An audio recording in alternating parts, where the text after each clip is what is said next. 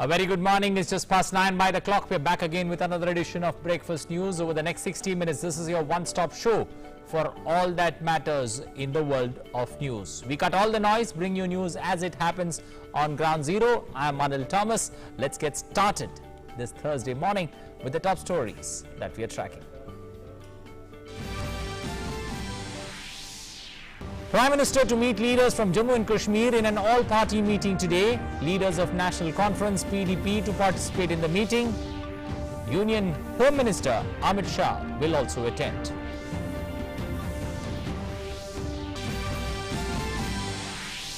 Prime Minister will also address the grand finale participants of the Toycathon today. 2,471 teams participating in Toycathon. Interaction through video conferencing aims to enhance India's participation in the $100 billion global toy manufacturing market.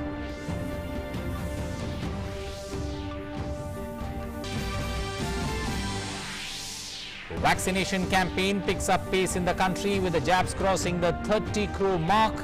Active cases in India reduced to 6,43,000. Recovery rate increases to 96.56%. Maharashtra, Madhya Pradesh, Kerala and Karnataka report cases of the new variant. Experts warn the new strain is 40% more transmissible. NSA Ajit Doval participates in meeting of NSAs of Shanghai Cooperation Organization member countries in Dushanbe. Cooperation in joint fight against threat of terrorism, extremism, separatism and religious radicalism were discussed in the meeting.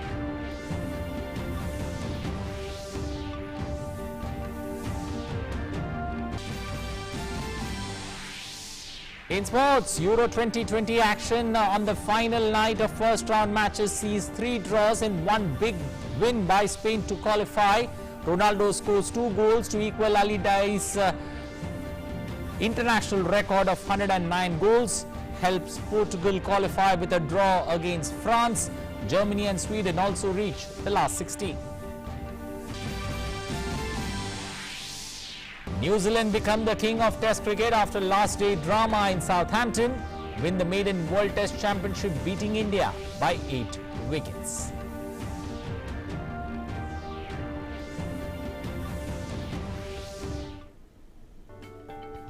Well, those were the headlines. Now for the stories in detail, starting first up with the all-party meeting later today. Prime Minister Narendra Modi will hold an important meeting today with the mainstream political parties of Jammu and Kashmir region. This will be Prime Minister's first such interaction with a dozen political parties of Jammu and Kashmir since the abrogation of Article 370. The all-party meet gains significance vis-a-vis the development of Jammu and Kashmir and the roadmap for its political future ahead. More in this report.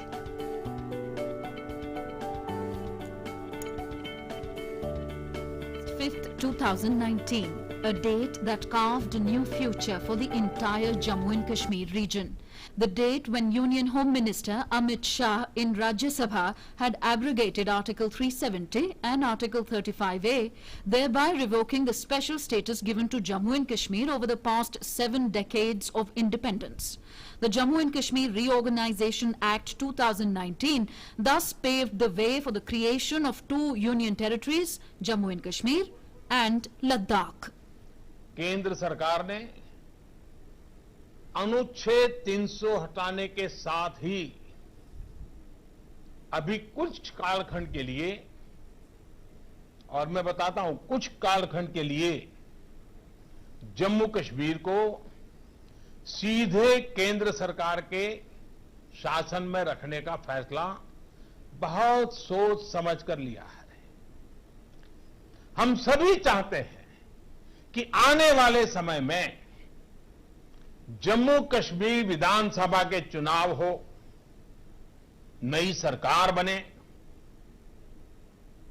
नए तेजस्वी ऊर्जावान नौजवान MLA बने, मंत्री बने, मुख्यमंत्री बने।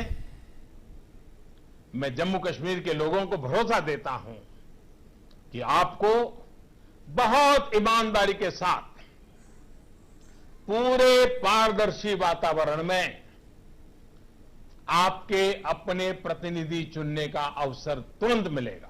Barring the first section, all sections of Article 370 and Article 35A were revoked. This was followed by bifurcation of J&K into two union territories, Jammu and Kashmir with the legislature and Ladakh without legislature. With this, a presidential order was brought that extended all provisions of the Indian Constitution to J&K. Jurisdiction of Indian laws was extended to entire J&K. With the revocation of Article 370, democracy was further strengthened in the region. People participated in the three-tier Panchayati Raj elections at the Gram Panchayat, Block and Zilla Parishad level. All the central schemes reached the region without any corruption. Moreover, one by one, the terror outfits operating in the valley got busted. All eyes are now on the all-party meeting called by Prime Minister Narendra Modi, scheduled for Thursday. One of the anticipated topics for discussion is that of delimitation. Earlier on Tuesday, National Conference President Farooq Abdullah met members of the People's Alliance for the Gupkar Declaration at his residence in Srinagar. Farooq Abdullah is one among the 14 political leaders invited for the all-party meet. Everybody is keenly hoping for a positive outcome for the road ahead in the political journey of the valley. वज़ीर-ए-आज़म की तरफ से दावतनामा आया है और हम उस दावतनामे में जाने वाले हैं। जम्मू कश्मीर में आने वाले समय में डेवलपमेंट यहाँ पर पॉलिटिकल प्रोसेस किस प्रकार से चलाया जाए, सभी को कॉन्फिडेंस में लेने की जो प्रधानमंत्री ने पहल की है वो अपने आप में सराहनीय है। हाईएस्ट लीडरशिप को उसमें बुलाया जा रहा है at the level of prime minister. कुदरती बात है, पार्टीज को, लीडर्स को और जम्मू कश्मीर के अवाम को ज़बरदस्त एक्सपेक्टेशन है। वज़ीर आज़म हिंद नरेंद्र मोदी जी ने एक मीटिंग बुलाई है, हम इसका खैर मकदम करते हैं। जो डिमांड्स हैं, ये जो हमारा एजेंडा है, वो दिल्ली में बैठे हुए जो लीडरशिप है उनके सामने रखा जाएगा। Before the reorganization, Jammu and Kashmir had 83 seats in the Legislative Assembly. The legislators had a term of 6 years. Region-wise, Jammu had 37 seats, while Kashmir had 46 legislators. Delimitation exercise was a long-pending demand of the region, often put on back burner by successive governments so far. In 2002, government put a freeze on delimitation of constituencies until the first census after 2026. The delimitation exercise for assembly constituencies in the former state was under the purview of the Constitution of Jammu and Kashmir and its Representation of the People's Act 1957. Due to this, the state was able to carry out delimitation for its legislative assembly in 1995, despite the freeze at the time for the rest of India. After that, the delimitation exercise that was due in 2005 was put on hold by Farooq Abdullah-led government till 2026. With Vinod Mishra, Bureau Report, DD India. But for more on this story, we've got a correspondent standing by from Srinagar, Salman Qazi, joining us this morning. Salman, good morning. Welcome to Breakfast News. Salman, give us the significance of this. All-party meeting that the Prime Minister is holding. You know, what should we expect, and why is it important? I think this is one of the biggest political interventions that the central government is doing in with regard to Jammu and Kashmir, definitely we cannot be very sure what will be the agenda and how the agenda will develop, but definitely there are some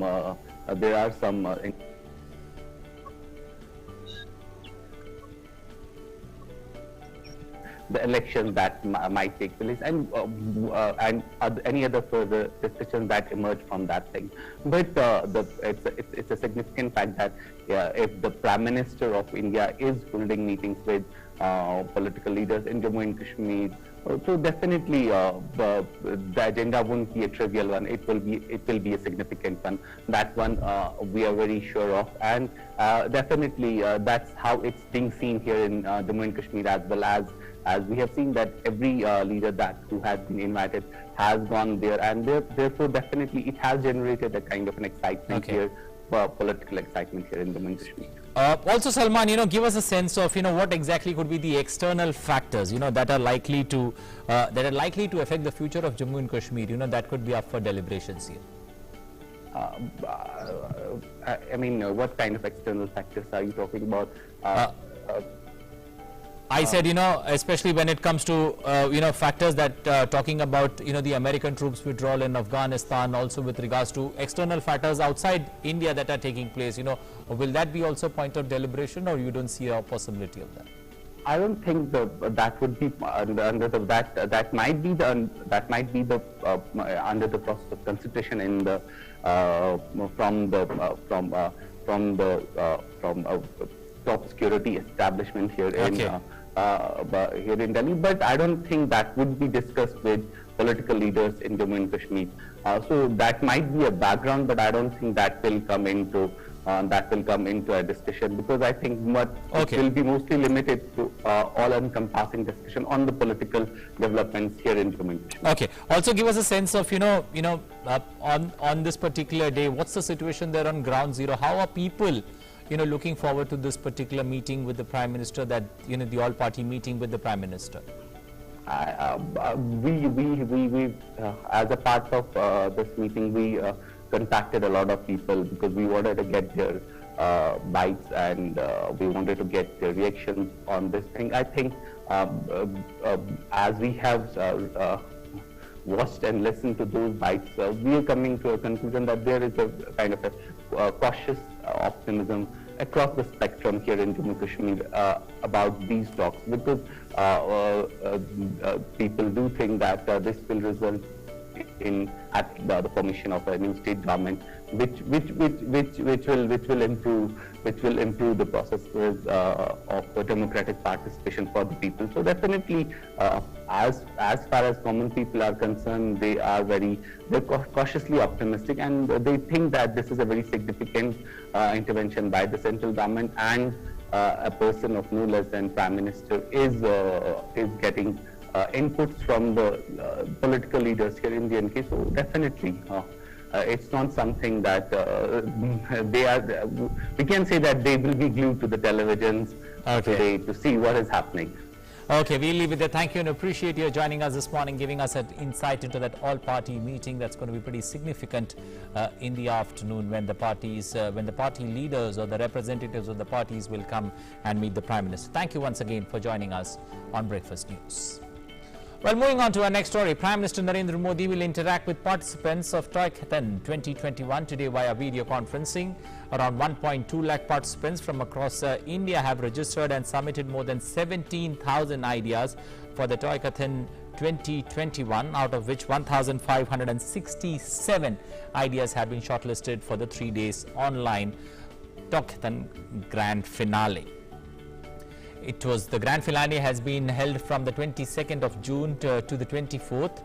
However, due to COVID-19 restrictions, this grand finale will have teams with digital toy ideas, while a separate physical event will be organized for non-digital toy concepts.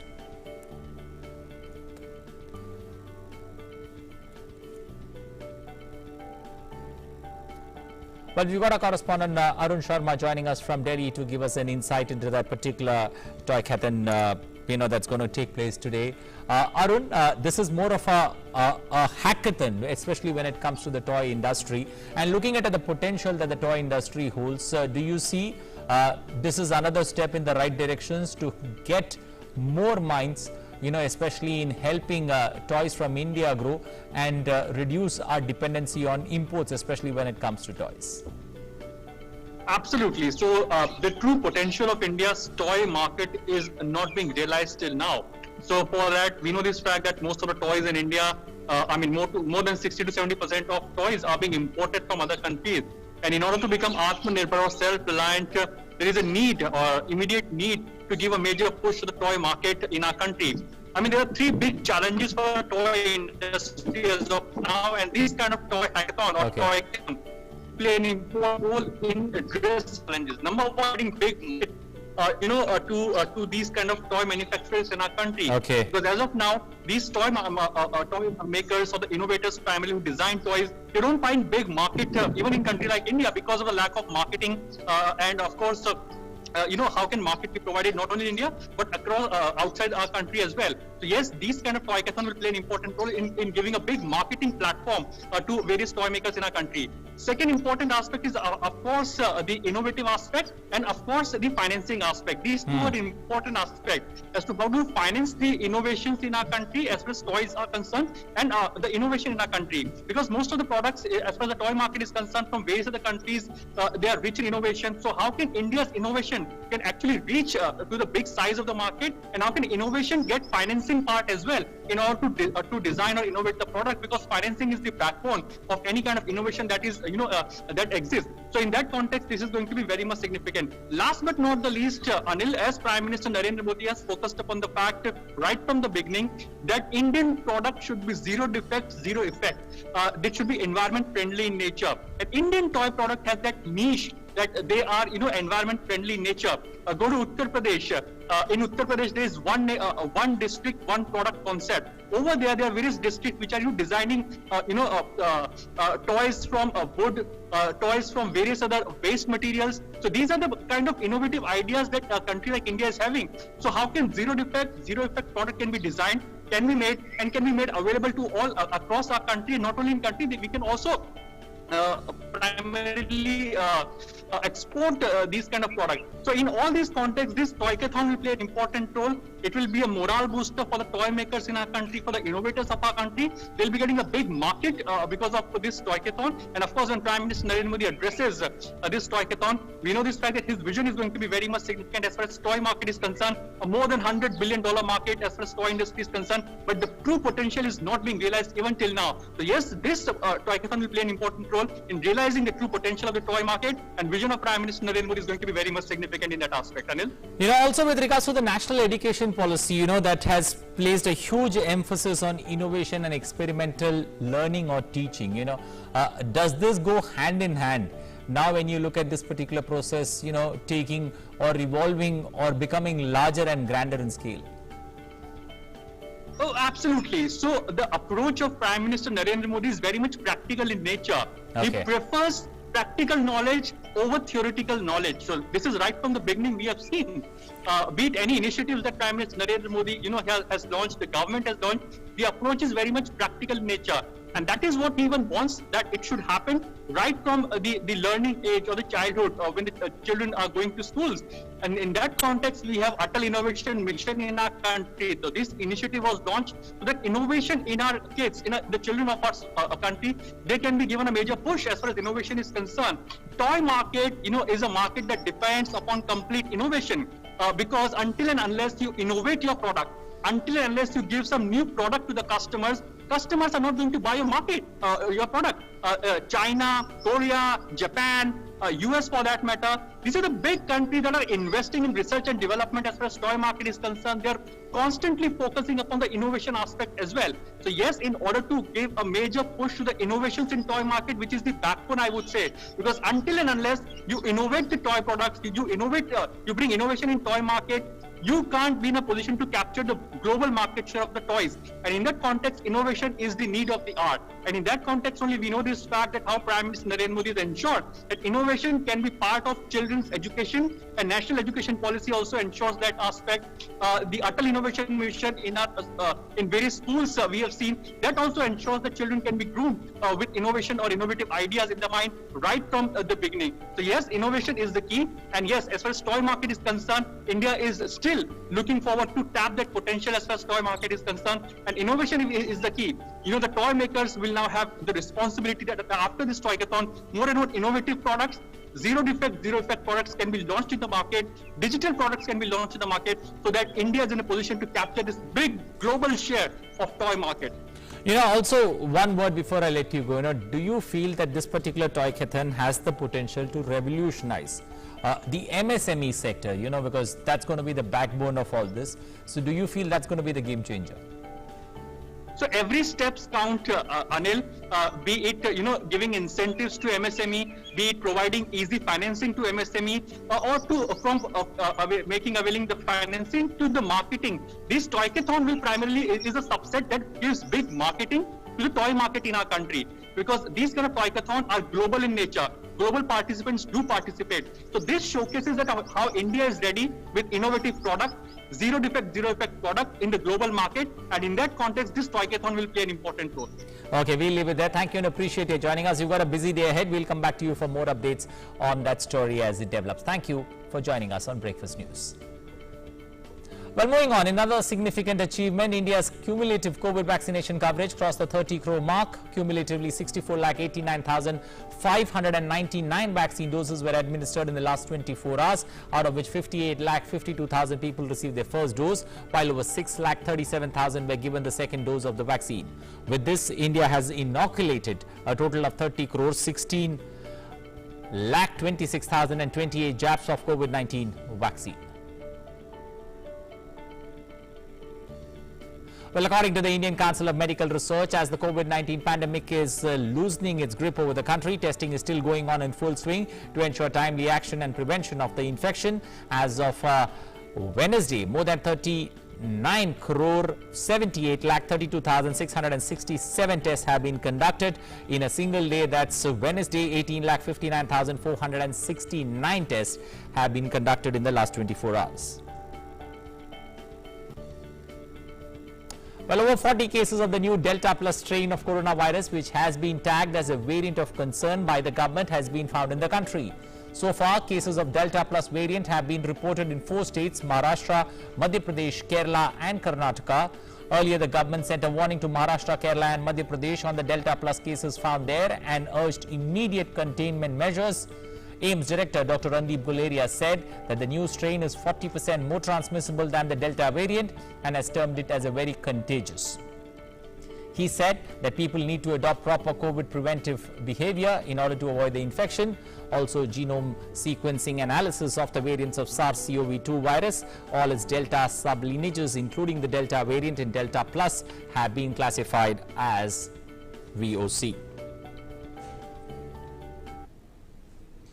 Variant of concern हम तब कहते हैं अगर वो variant data के हिसाब से ये हम देखें कि ज़्यादा इन्फेक्शियस है, अब वायरस इस वेरिएंट के कारण ज़्यादा फैल रहा है पुराने वेरिएंट के मुकाबले, या ये ज़्यादा सीवियर डिजीज कर रहा है, विरुलेंट ज़्यादा है, ज़्यादा हॉस्पिटलाइजेशन हो रही है, लोग ज़्यादा बीमार हो रहे हैं as compare to previous variant, या ये वेरिएंट ने ऐसा एक रूप लिया है कि इम्यून एस्केप मैकेनिज्म है, या आपके जो टेस्ट्स हैं वो इस वेरिएंट को पिकअप नहीं कर पा रहे।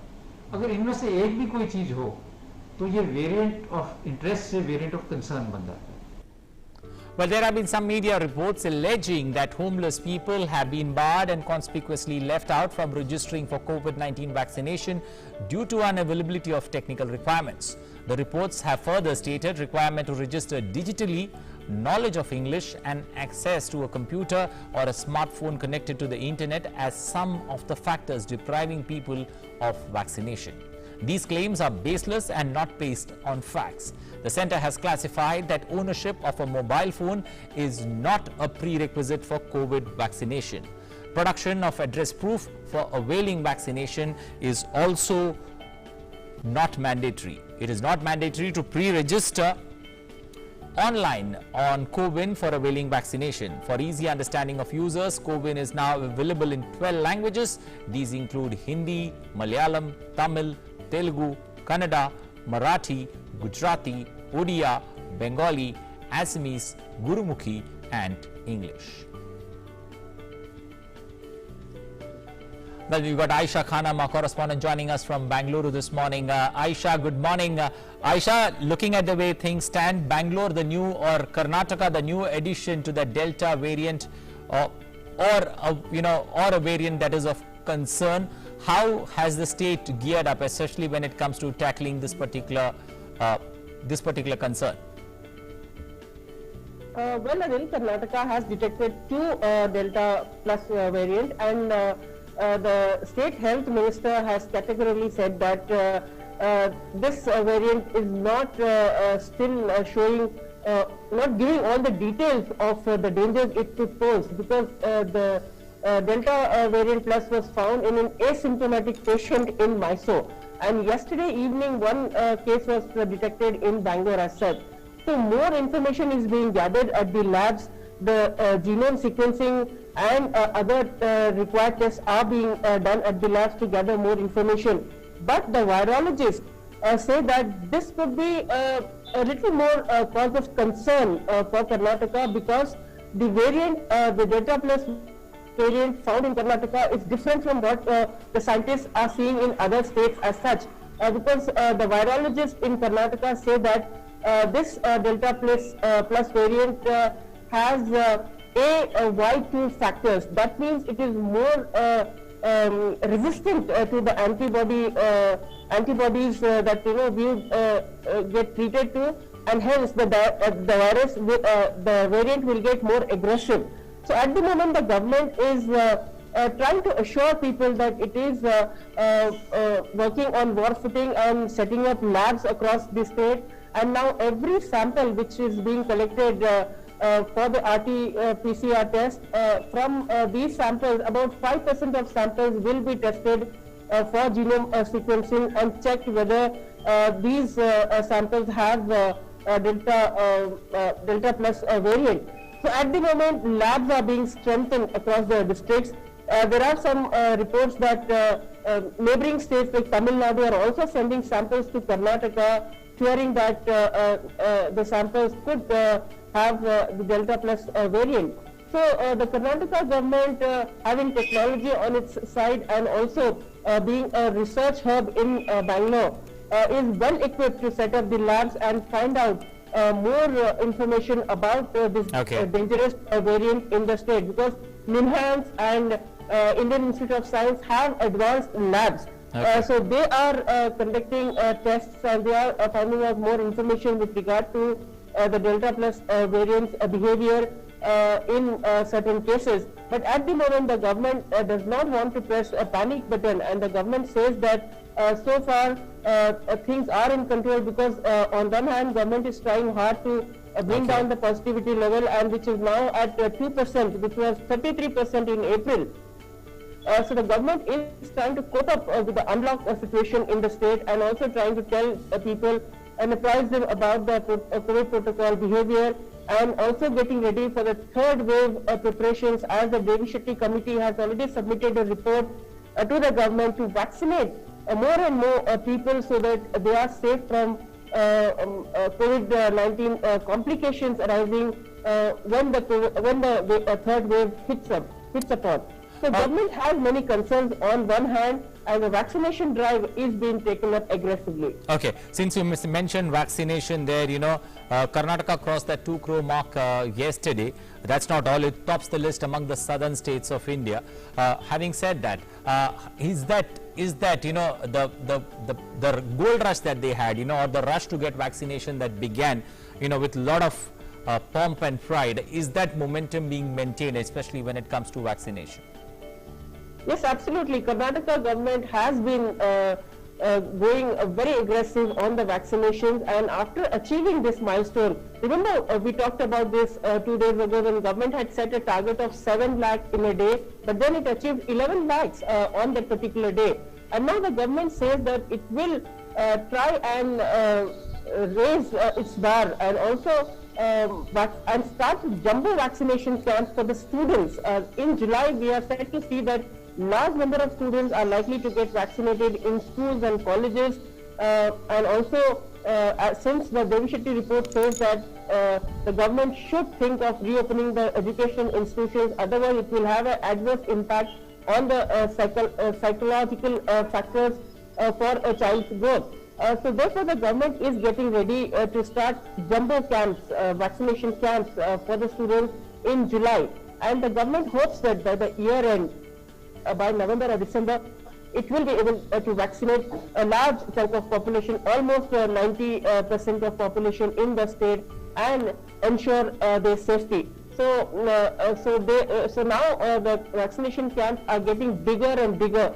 There are camps for students going abroad. There are camps for hoteliers. There are camps for laborers, and also the government is taking the vaccination to their doorstep. There are vaccination mobile vans.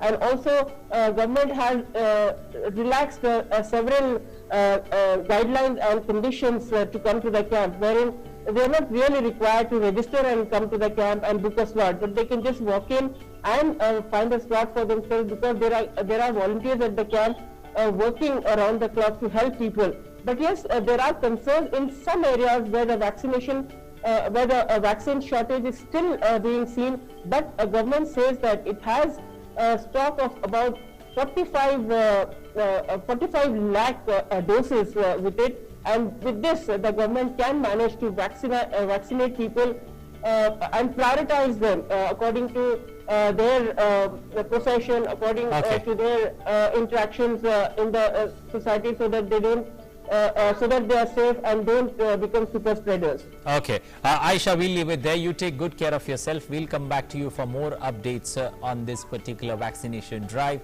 as well as the variant of concern story that's slowly developed in Karnataka, the fourth state to get in the radar there. Thank you and appreciate you joining us on Breakfast News. Meanwhile, Madhya Pradesh once again administered the highest number of vaccines in the country in a single day. The state administered 11,17,000 doses of vaccine on Wednesday. On June 21st, the state had recorded the highest, about 17 lakh vaccinations. So far, over 1,75 lakh people have been vaccinated in the state. On the second day of the mega vaccination campaign on Wednesday, more than 11 lakh people were vaccinated. 23 districts in the state recorded over 100% vaccination. The World Book of Records has included the record made by Madhya Pradesh in the world record for administering the vaccine dose in more than 16,91,000 people in a day in the mega campaign of vaccination on June 21st.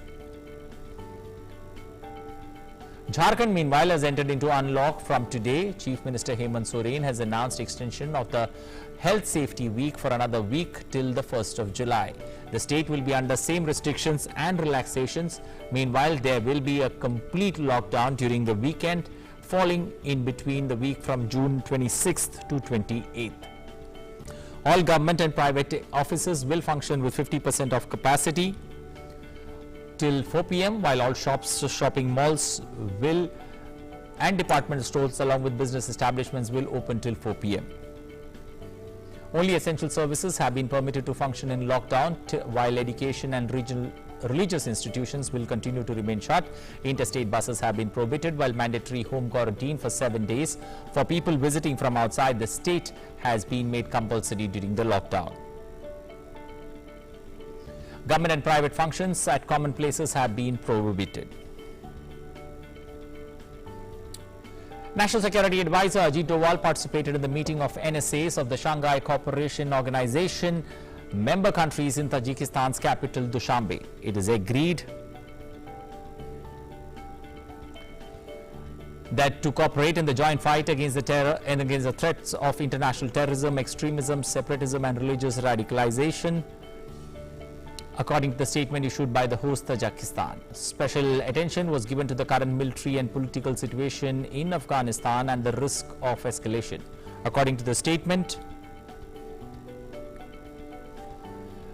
the meeting also discussed cooperation between member states in ensuring reliable information security, the joint fight against cybercrime and the issue of biological security and food security in the context of the coronavirus pandemic. Government has approved extension of the Pradhanmantri Garib Kalyan Anna Yojana from July 2021 to November 2021. An additional allocation of 5 kilograms of food grains, wheat or rice free of cost, involving a total quantity of around 204 LMT of food grains for a period of further 5 months will be provided to around 80 crore NFSA's beneficiaries. This will be having an estimated financial implication of up to 67,266 crores. This additional free of cost allocation of food grains will be over and above the regular monthly food grains allocated for beneficiaries covered under the NFSA. The entire cost of this additional allocation will be borne by the Government of India. Last year, Government had announced PMGKAY for all beneficiaries covered under the NFSA for the period of April to November. Around 80 crore NFSA beneficiaries were allotted additional 5 kgs of food grains free of cost for a period of 8 months. In 2021, PMGKAY also announced for a period of 2 months from May to June with an estimated expenditure of 26,602 crores. When it comes to credibility and authenticity of television news, nothing beats the trust earned by DD News and All India Radio, despite so many competitors and TV channels blaring news 24/7. DD News remains the most trusted source of TV news for the people of India, and this endorsement has come from a highly reputed source. The Digital News Report 2021 by Reuters Institute of Study in Journalism has been published, and the report has said that DD News and All India Radio have retained highest levels of trust among consumers. Need for reliable news media has rarely been greater, and DD News has justified the faith in it by the viewers. Digital News Report 2021 by Reuters Institute of Study in Journalism has been published. The report has examined how the coronavirus pandemic is transforming the news industry. This year's report includes 6 new countries: India, Indonesia, Thailand, Nigeria, Colombia and Peru.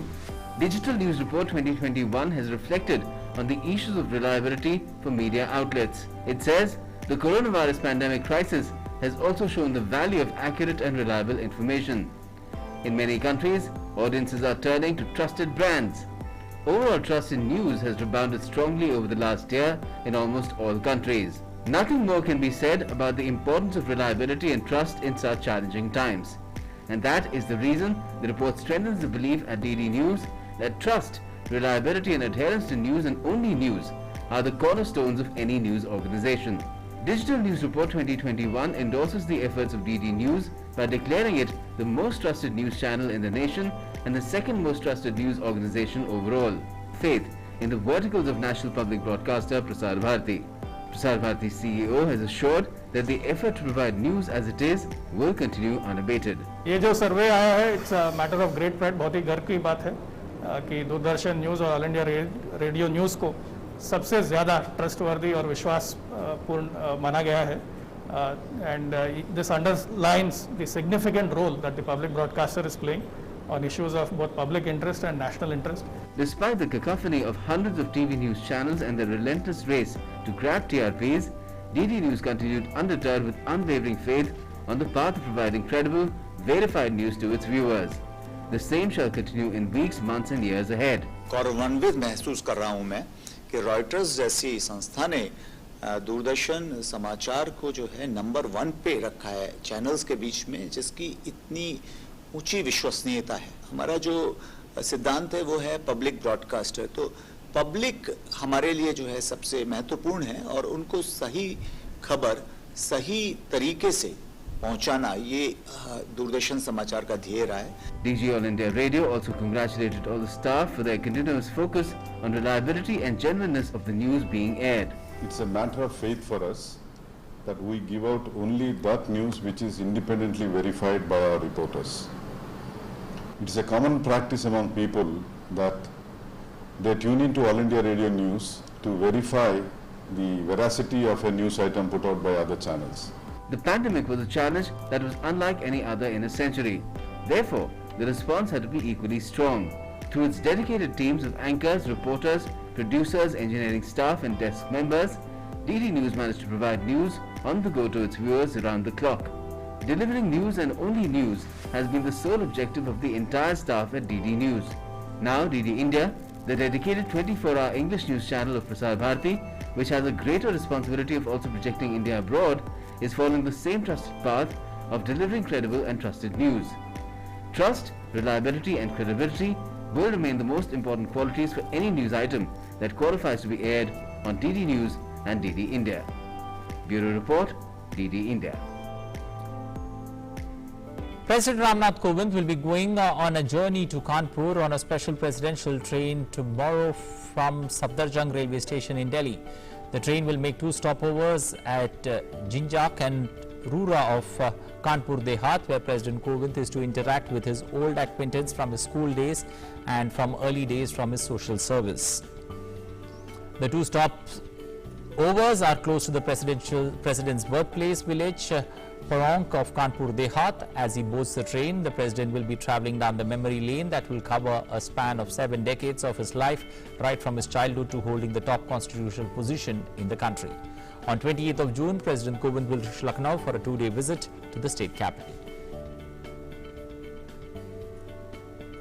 The 2 days integrated exercise involving the Indian Air Force, the Navy and the US Navy's Ronald Reagan Carrier Strike Group began on Wednesday in the Indian Ocean. Yesterday's exercises culminated with a joint flypast by the US Navy's F-18s, Indian Navy's MiG-29K and the Indian Air Force's Jaguars and Su-30 MKIs. The Indian naval warships along with aircraft from the Indian Navy and the Indian Air Force will be engaged in the joint multi-domain operations.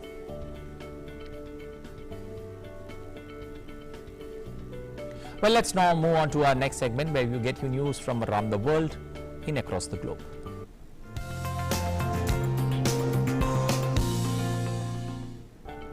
Well, let's now take a look at COVID-19 updates from across the world. As many as 18 crore 3 lakh people have so far tested positive for COVID-19 worldwide, while more than 16 crore 50 lakh people have also recovered from COVID-19. 39 lakh 6,000 people, that's the number of fatalities in the world. United States continues to remain the worst affected by the pandemic, both in terms of infections as well as fatalities. In terms of infections, the number is 3 crore 44 lakh. In terms of fatalities, the number is now over 6 lakh 18,000.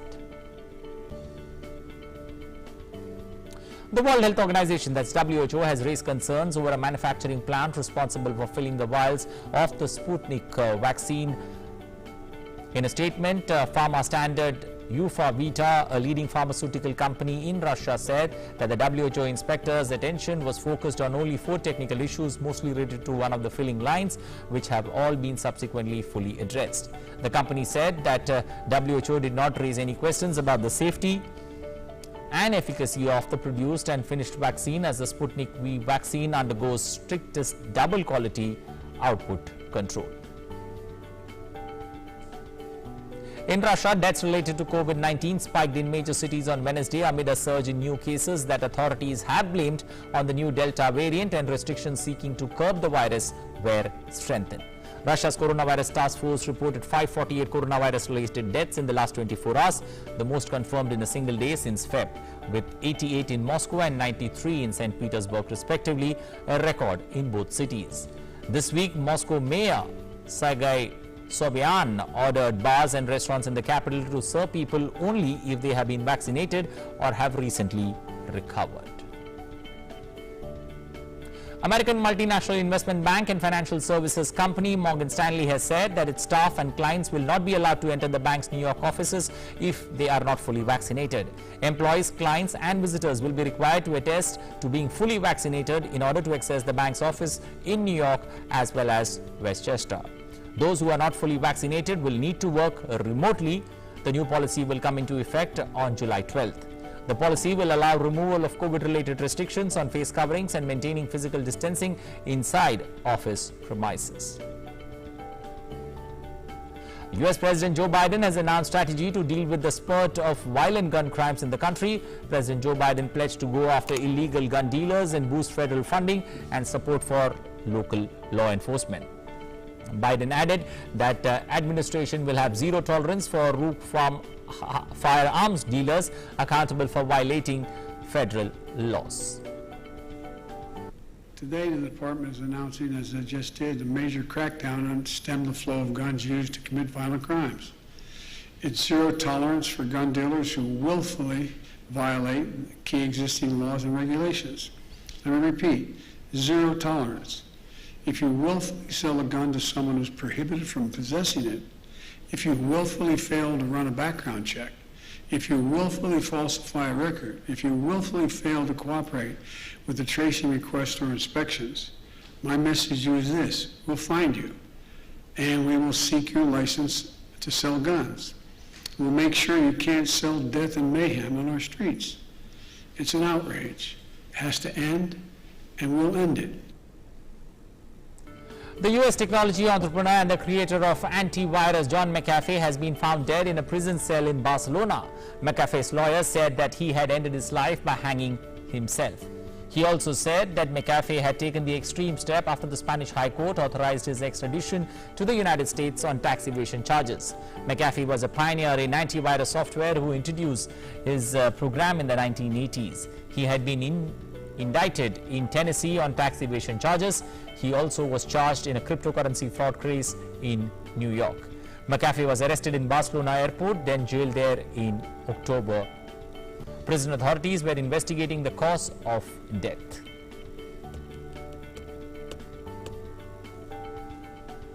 Well, let's now move over to our next section where we get you all the latest from the social media and newspapers online in our section Web News Review.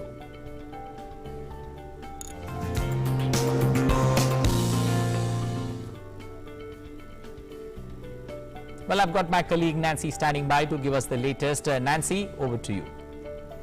Thanks, Anil. Good morning to our viewers, and let's in fact take a look at what news is being carried on across the World Wide Web. I'm beginning first with this news from the Economic Times, a statement there by the Finance Minister saying that the cases against fugitives, economic offenders to be actively pursued. This even as the Finance Minister said, the government will actively pursue cases against economic offenders to bring back the defrauded money of the banks. Remember, the remark came soon after the Enforcement Directorate said the Debt Recovery Tribunal has sold shares worth over 5,800 crore rupees of the United Breweries that were earlier attached under the anti-money laundering law as part of an alleged bank fraud probe against fugitive liquor baron Vijay Mallya. Moving on now to this news on as far as the FDI equity inflows is concerned, with that flowing into India seeing a rise by 60% in April. The foreign direct investment into the country rose 60% to $4.44 billion in April this year against $2.77 billion during the same month a year ago. Now, including the reinvested earnings, total FDI rose 38% to $6.24 billion in April from $4.53 billion during the same month in 2020. The government had, of course, had to impose a nationwide lockdown in April last year to contain the spread of COVID-19. But during April this year, many states had also, in fact, imposed localized lockdowns to limit the spread of the highly infectious Delta variant, of course, of COVID-19. All right, and so moving on now to the Times of India and talking about the Delta variant of COVID-19 with the K4179 mutation. So what it is really, in this piece talks about that. So it's a sublineage, of the Delta variant was detected in India and has acquired the spike protein mutation called the K417N, which is also found when the Beta variant was identified in South Africa. Now, some scientists are worrying that the mutation that's coupled with other existing features of the Delta variant could make it more transmissible. Of course, virologists and epidemiologists across the world are still trying to study the Delta and the Delta plus variant, and of course, the form and the pattern that it may take in the days and the weeks to come, and how really all of us need to be so cautious and careful against this particular variant. And moving on now to our last news item and talking about the Delta variant, well, that's wreaking havoc in France, Germany and Norway, which are all on guard. While Germany is the second country on Wednesday up its guard against the Delta variant as to transfer their Angela Merkel said the country should not risk what it has achieved in this fight against the virus amid a rise in the Delta variant cases. Now, the highly transmissible variant, which experts have termed to be more infectious than other variants, is responsible for at least 9 to 10% of the total new confirmed cases in France as well. While this is clearly in sharp contrast to 2 to 4% of the cases seen last week in France. Also, the government spokesperson there is saying that France is on a watch for countries that can prove to be risky, and of course adding some countries to its list. Well, that's all the news that I have for the moment for this morning. The Anil, as far as the World Wide Web, the web review is concerned, it's back to you for the rest of the news in the bulletin. Well, thank you, Nancy, for getting us the latest from the World Wide Web. Well, now let's move over to our next segment where we take you all the latest from the world of sports in Sports Track.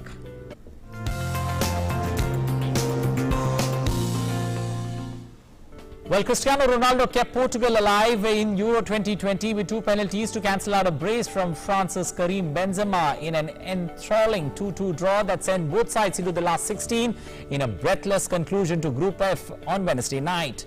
Benzema confirmed his return from international exile with his first goals for France for more than 5 years after being recalled for the tournament. But it was Cristiano Ronaldo who again grabbed the headlines as he equaled the world record 109 international goals scored by Iran's Ali Dai, ensuring that the defending European champions scrambled into the knockout phase. France ends up as Group F toppers, while Germany qualify for the round of 16 with second place finished.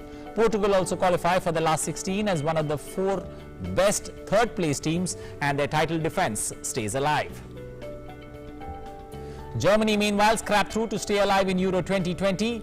Germany drew 2-2 with Hungary in Munich to scrap through as the second best team from Group F.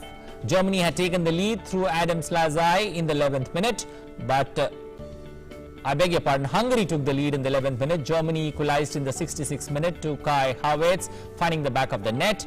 2 minutes after the Havertz goal, Hungary once again surged ahead with Skaffer getting on the score sheet, but in the 84th minute, Goretz equalized for Germany, eventually taking them through.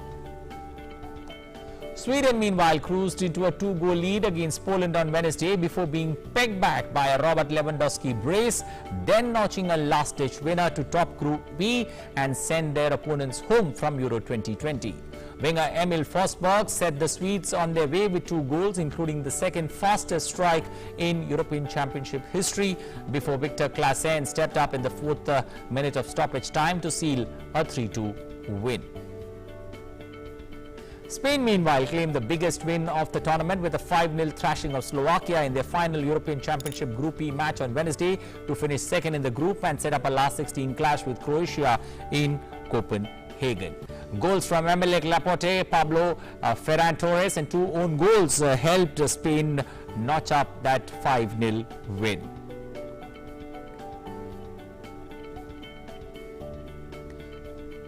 Slovakia are eliminated as 4 other third place teams have made it to the round of 16 on better goal difference. While New Zealand captain Kane Williamson led from the front, scoring a half-century to help his side defeat India in the inaugural World Test Championship final at Southampton on Wednesday. Having been set a target of 139 runs, New Zealand reached 144-2 in 45.5 overs, winning by 8 wickets. Williamson slammed an unbeaten knock of 52 of 89 deliveries, consisting of 8 boundaries. Ross Taylor hit the match-winning boundary for the visitors, also scoring 47 of 100 deliveries. Ravichandran Ashwin took 2 wickets for India, dismissing both the openers there.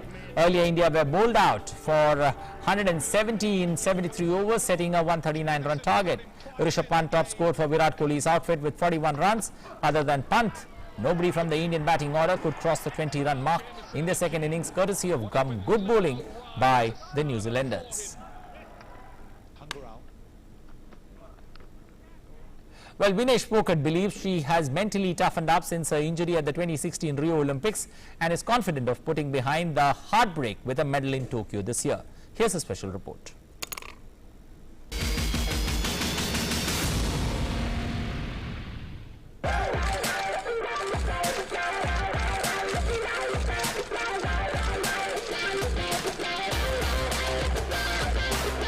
वो कहते हैं ना कभी कभी आपका luck भी बहुत खराब होता है वो लक ने उधर रियो में ही साथ छोड़ दिया 5 years ago when Vinesh Phogat stepped into the arena at the Rio Olympics, she was one of the top bets for a gold medal. But Vinesh's dream of winning a medal for her country come down crashing as she suffered a dislocation of her right knee. The Indian was stretchered off the mat in tears, her anguish and pain all too apparent, her medal prospect shattered. रियो के बाद में एकदम से मेरे को सब लोगों ने लेट गो कर दिया कि अभी तो उसका खत्म हो गया, ऐसा मेरे को फील करवाया था. फिर मैंने वो उधर ही जिद कर ली कि अभी नहीं को करके दिखाना, जो सोच रहे ना खत्म हो गया, इन्हीं को बताती हूँ मैं, आती हूँ थोड़े दिन में. Born on 25th August 1994 in Haryana, Vinesh has followed in the footsteps of her cousin Geeta Phogat and Babita Kumari and comes from one of India's most renowned wrestling families, being introduced to the sport at a very early age by her uncle Mahavir Singh Phogat. In 2013, at the age of 19, she made her first appearance by winning the bronze medal at the Asian Wrestling Championship in Delhi. and the very next year she won the gold at the Commonwealth Games, which was almost a declaration that the champion has arrived. Vinesh's stock was on the rise and expectations were high as she stepped onto the mat on the Rio 2016 Games. She breezed through the first round, but disaster struck when she injured her knee during the quarter-final, exiting the tournament on a stretcher.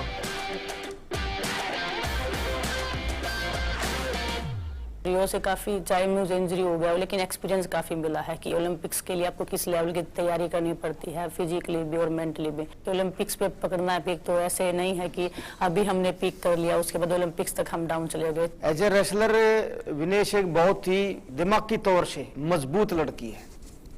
वो ये दिमाग के अंदर सोचती थी कि भाई मेरी कुश्ती इतने बड़े पहलवान से है या कुश्ती है तो बस कुश्ती है। However, like a phoenix, Vinesh rose from that injury. Not only did she bounce back in style, but also gave a fitting reply to her opponents. She won medals after medals, and the most notable being the 2018 Commonwealth Games gold and the same year the Asian Games gold. Then in 2019, by winning the bronze medal at the World Wrestling Championship, Vinesh secured a place in the Tokyo Games. Starting से उसकी stamina बहुत अच्छी रही है, power में बहुत अच्छी रही है। उसके बाद उसकी जो टेक्निक स्किल्स हैं, मूवमेंट्स है रेसलिंग की, उनमें काफी बदलाव हुआ है और अच्छा बदलाव हुआ है। पूरी उम्मीद है कि वो ओलंपिक में गोल्ड लेके आएंगी और सबसे ज्यादा देश की उम्मीदें इस वक्त विनेश से लगी हुई है। Heading into the Tokyo Olympics, Vinesh Fogart has been in exceptional form. After winning the Asian Championship bronze, she upgraded it to a gold at the 2021 edition in Almaty.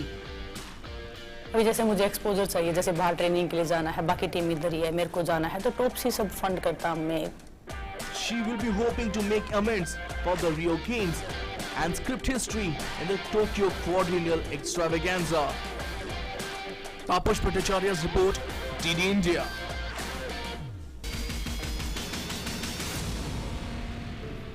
Well, time now to take a look at the weather report and the weather forecast in your city.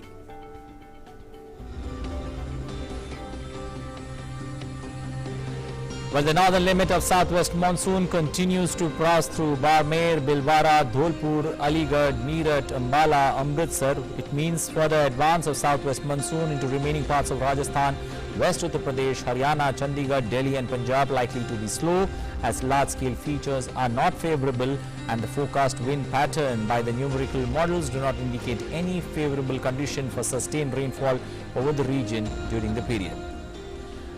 There is also a moist southwesterly winds that's fairly widespread rainfall likely over northeast India during the next 5 days.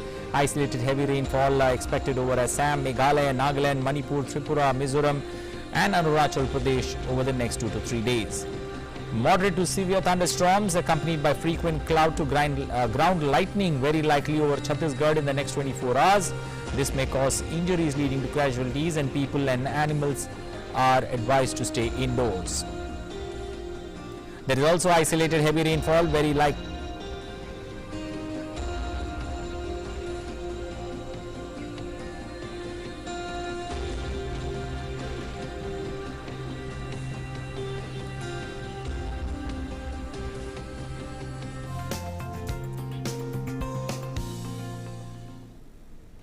Well, today is Devasnan Purnima. The festival, also known as Snana Yatra, is the auspicious bathing ceremony for Lord Jagannath devotees. It is a significant ritual just prior to the world-renowned Rath Yatra of the Jagannath temple in Odisha's Puri, celebrated on Purnima or the full moon of the Jetsa month of Hindu calendar.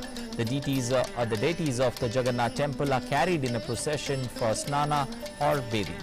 We leave you with the glimpses of the Devasnana Purnima in Odisha. Take a look, stay safe, stay healthy, bye-bye.